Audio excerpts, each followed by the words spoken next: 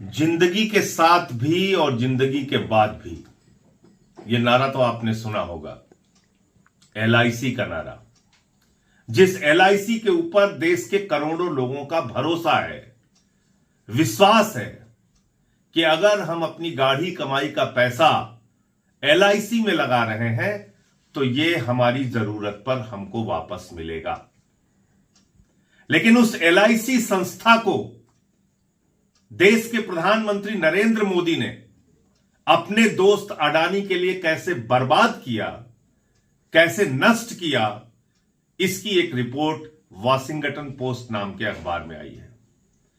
आप कह सकते हैं अमेरिका का अखबार है, लेकिन सवाल यह है कि हिंदुस्तान के अखबार तो मोदी जी के दोस्त के बारे में कुछ लिखते नहीं, हिंदुस्तान के टीवी चैनल मोदी जी के दोस्त के बारे में कुछ दिखाते नहीं।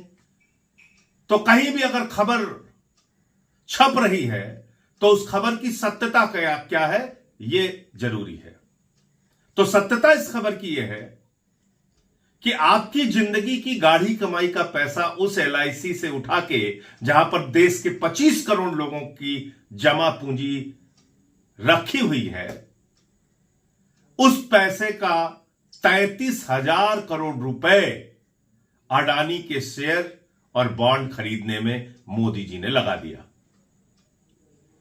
33,000 रुपए नहीं, 3300 करोड़ रुपए भी नहीं, 33,000 करोड़ रुपए।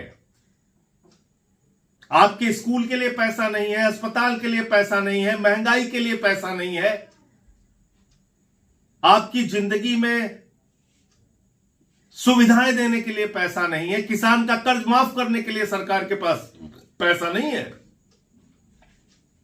लेकिन अपने दोस्त के लिए सरकार ने खजाना खोल दिया और एलआईसी से कहा हमारा दोस्त डूब रहा है, अडानी डूब रहा है, उसके ऊपर निवेशकों का भरोसा पैदा हो, इसलिए तुम इनके शेयर और बॉन्ड खरीदो।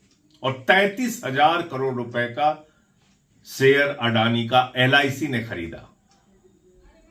अब आपका भविष्य जिंदगी के साथ और जिंदगी के बाद भी नारा देने वाली एलआईसी से नहीं जुड़ा है, अडानी से जुड़ा है। अडानी डूबेगा, आपका पैसा डूबेगा।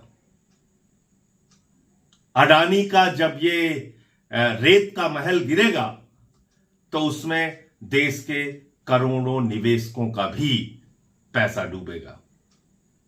सवाल तो बनता है, आवाज उठानी पड़ेगी। क्या अपने एक दोस्त के लिए देश को इसी तरह से नीलाम किया जाएगा?